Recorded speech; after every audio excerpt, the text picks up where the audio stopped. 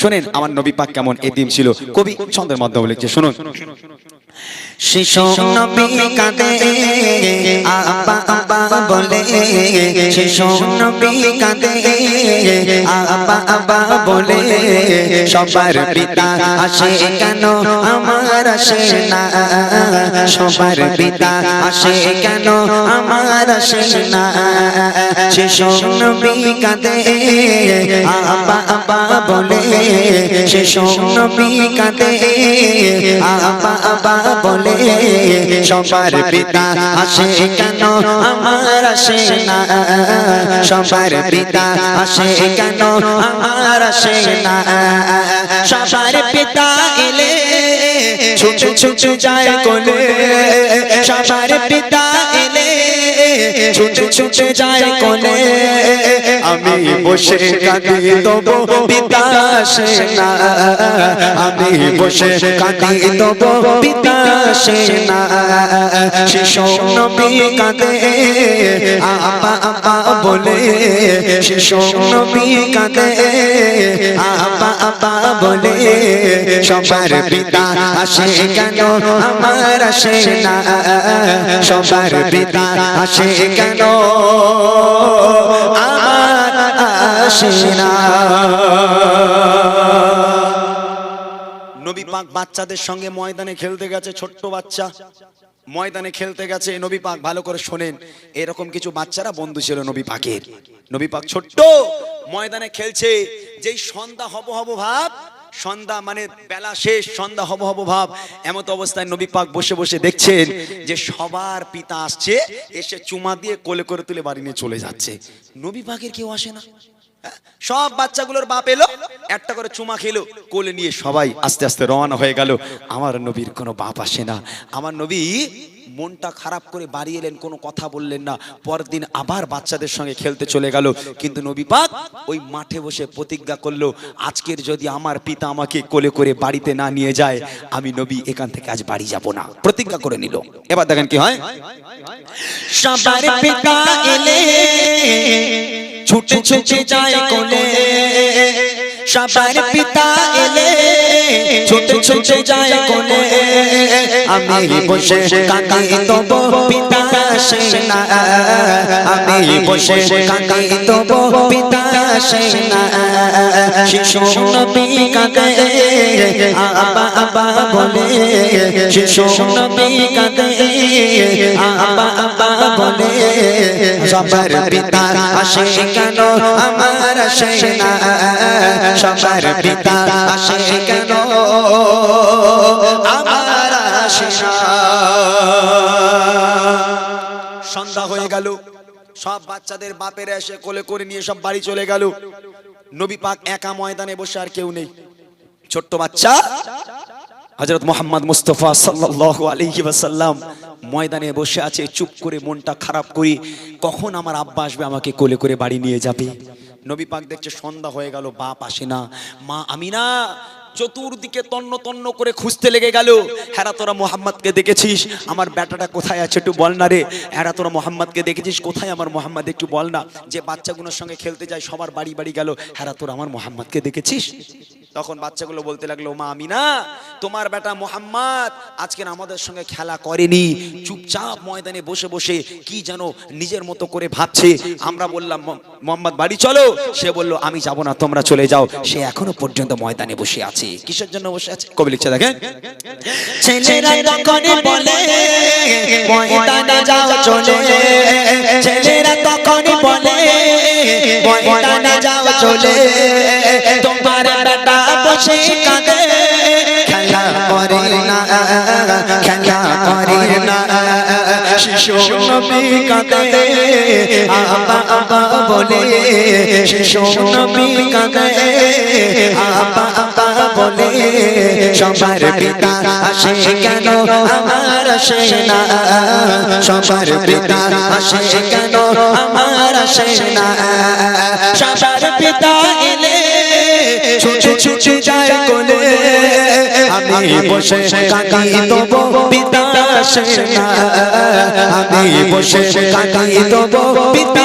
আসে না, শিশু নবী কাঁদে আব্বা সবার পিতা আসে কেন আমার আসে না সবার পিতা আসে কেন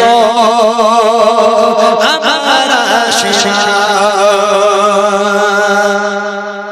আম্মাজান আমিনা ময়দানে চলে গেল গিয়ে দেখছে মোহাম্মদ বসে বসে ডুকরে ডুকরে কাঁদে আমার আব্বা কেন আসেনি আমার আব্বা কেন আসেনি আম্মাজান আমিনা ছেলের কাছে চলে গেল হ্যাঁ মোহাম্মদ কাঁদিস কেন বাবা কি হয়েছে আজকের বাড়ি যাসনি কেন তখন নবী পাক বলছেন ও মা তুমি কেন এসেছো মা তুমি যে রাস্তা দিয়ে এসেছো সোজা বাড়ি চলে যাও যতক্ষণ পর্যন্ত আমার পিতা আজকের আমাকে কোলে করে বাড়ি না নিয়ে যাবে আমি মোহাম্মদ এখান থেকে এক পা নড়বো না মা তুমি চলে যাও তোমার সঙ্গে আমি বাড়ি যাব না আমার আব্বাকে পাঠাও কখন আমার আব্বা আসবে আমার আব্বা যদি আমাকে চুমা না দিয়ে ঘরে না নিয়ে যায় আমি মোহাম্মদ এখান থেকে উঠবো না আম্মাজান আমিনা হাউ হাউ করে কেঁদে ফেললো কোথায় পাবে বাপ বাপকে পাবে কোথায় আমার নবী জন্ম নেওয়ার আগেই তো বাপ দুনিয়া থেকে চলে গেছে এখন ছেলেকে বোঝাবে কি করে যে তোমার বাপ দুনিয়ার বুকে বেঁচে নেই ওইটুখানি ছেলে ওই নবী পাক ওইটুখানি বয়সে যদি আম্মাজান আমিনা বলে খোকা তোমার বাপ দুনিয়ার বুকে বেঁচে নেই আচ্ছা ওইটুখানি বাচ্চা সে কি সামলাতে পারবে নিজেকে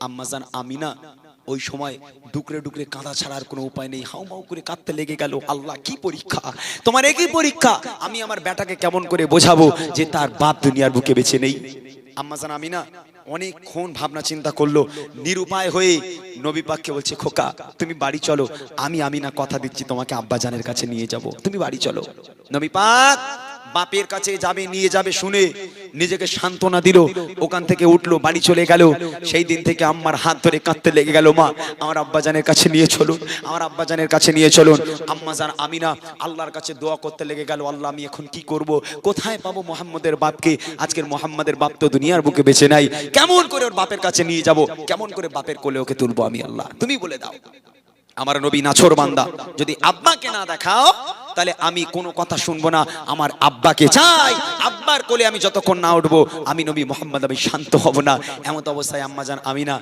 তিনি রাজি হয়ে গেল চলো বাবা চলো আমার সঙ্গে চলো তোমার আব্বার কাছে নিয়ে যাব কোথায় নিয়ে যাবে কবি লিখছে দেখেন মাকে সাথে নিয়ে গরম বালুর উপর দিয়ে মাকে সাথে নিয়ে গরম বালুর উপর দিয়ে ছুটে ছুটে যায় নবী একটু থামে না একটু থামে না শিশু নবী কাঁদে আব্বা আব্বা বলে শিশু নবী কাঁদে আব্বা আব্বা বলে সবার পিতা আসে কেন আমার আসে না সবার পিতা আসে কেন আমার আসে না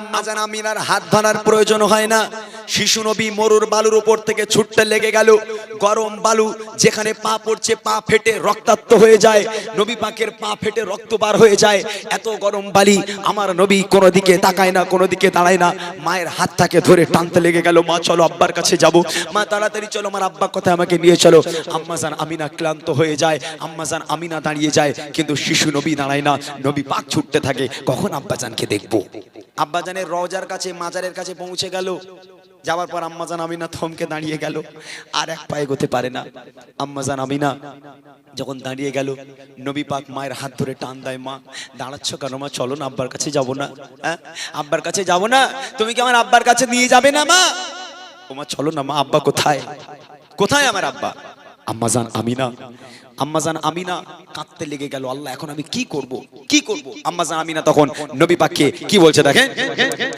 মা জননী বলে দেখো চোখ মেলে মা জননী বলে দেখো চোখ মেলে আরাম করে পিতা দেখে সোনা দেখে সোনা শিশু নবী কাঁদে আব্বা আব্বা বলে শিশু নবী কাঁদে আব্বা আব্বা বলে সবার পিতা আসে কেন আমার আসে না সবার পিতা আসে কেন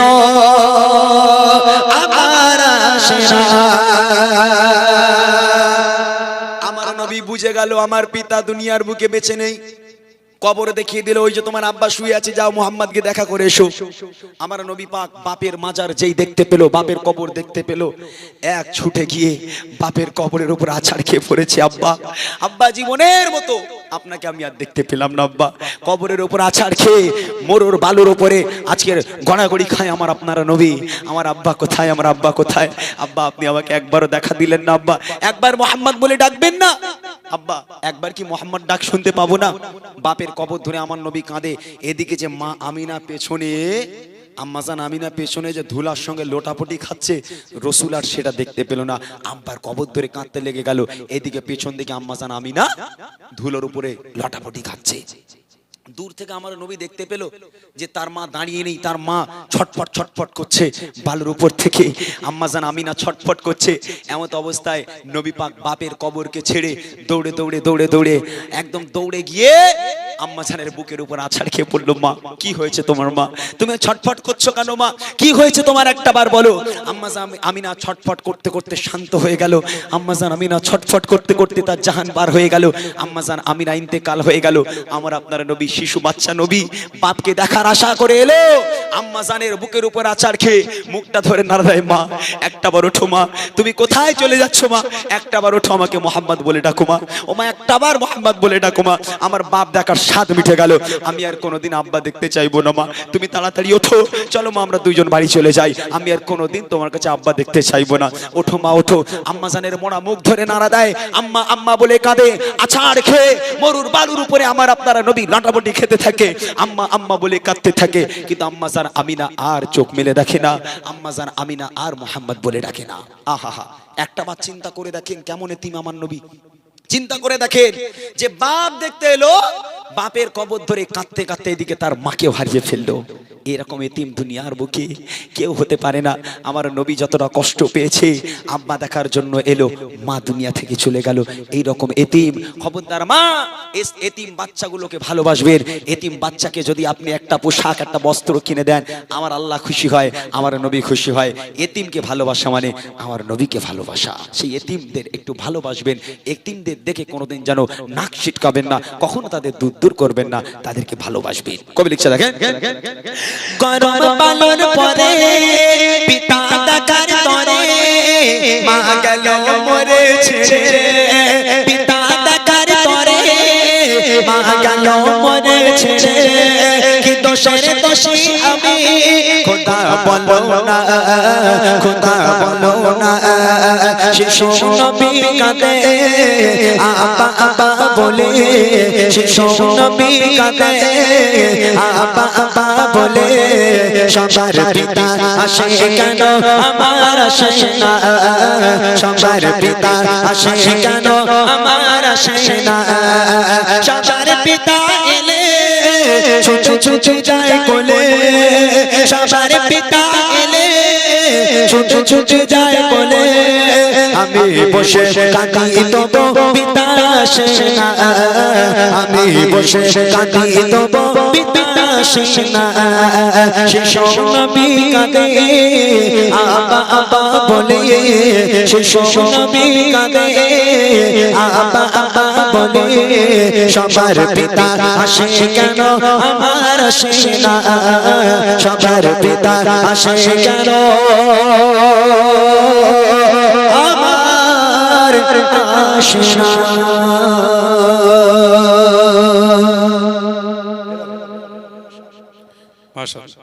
শুনলেন গজলটা অনেক পুরনো গজল, তবুও আজকে গাইছে মনে হচ্ছে না একেবারে নতুন লাগছে। ইমরান ভাইয়ের অনেক পুরনো গজল আছে যেগুলো এখনো মানুষ অনেকে শোনেনি, সেগুলো ক্যাসেটের গজল।